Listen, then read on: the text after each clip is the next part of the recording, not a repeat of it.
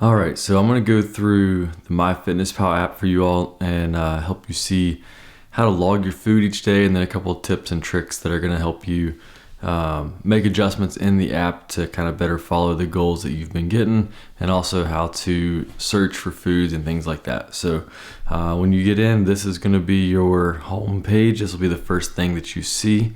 From here, if we want to add our food, we're going to hit the little blue circle with the plus button. That's going to pop up our options of things that we can add in. The only thing you need to worry about during this challenge is going to be the food button, so you can go ahead and tap that. Choose which meal it's going to be.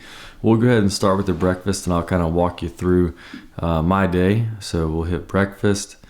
As you'll see here, it recalls the history of your most recent items that you've selected and used for your meals. So you can see here at the top of my breakfast foods. Actually, this is all foods, not just my breakfast. You can hit where it says most recent and choose to filter for just breakfast, but this is actually going to be all foods that I have recently eaten.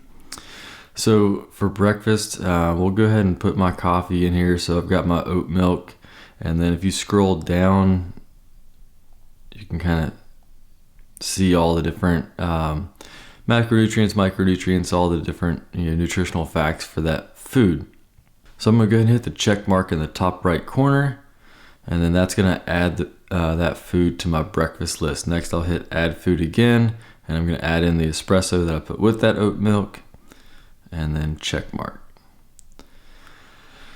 Now, my actual breakfast is going to be, in most days, it's a smoothie. So I'm going to go in here and find Planet oat milk. That's my oat milk that I use for the smoothie.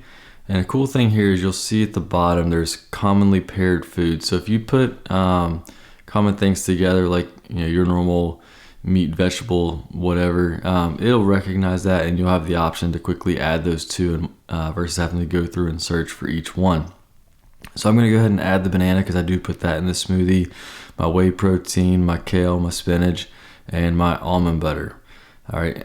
Only thing you would need to change here is if you did a different serving quantity, but that probably isn't going to happen very often. So I'll go ahead and hit that check mark, save, and now I have my breakfast saved for the day. It's 774 calories, and I'm ready to go. All right, next I'm going to go down to my lunch, do the same thing. I'm going to find my common lunch, which would be 10 ounces of chicken thighs, and then as you can see, I commonly put oven roasted Brussels sprouts with that, so I'll go ahead and add those in, and then check mark. Dinner, this obviously varies. I'm just going to pick a quick one here. We'll go with 8 ounces of ground beef.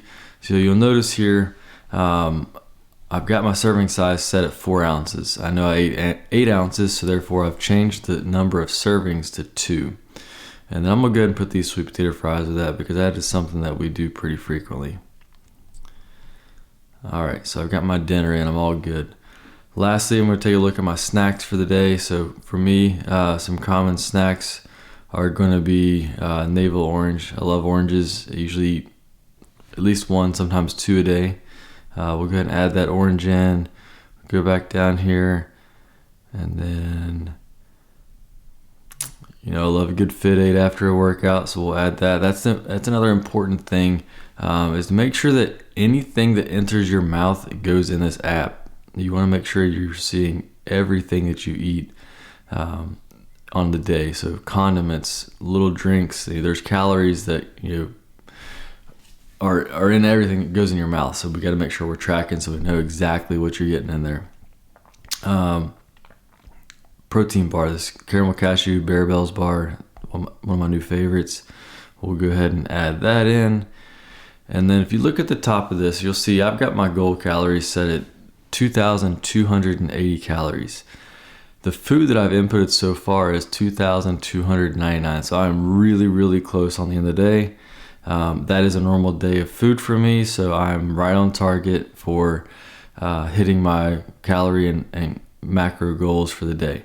So if I want to go down here and see where my macros are, you scroll to the bottom, hit nutrition, And then here you're going to see at the top, you'll see calories, nutrients, and macros.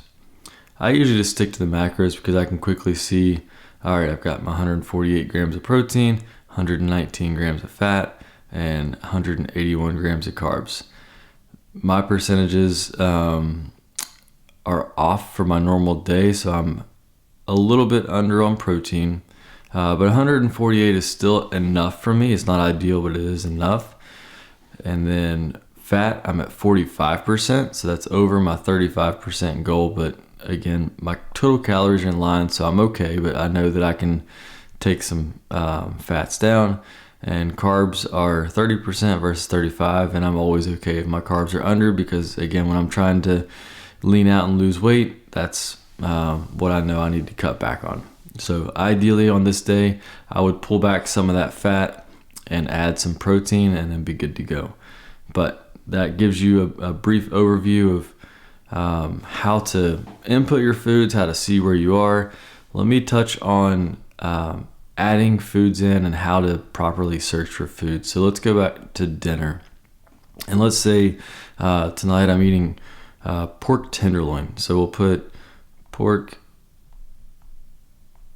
tenderloin, and obviously you can see it shows history where I've put in the Costco pork tenderloin. But let's say that's not the one I had tonight. I want to try to find something different.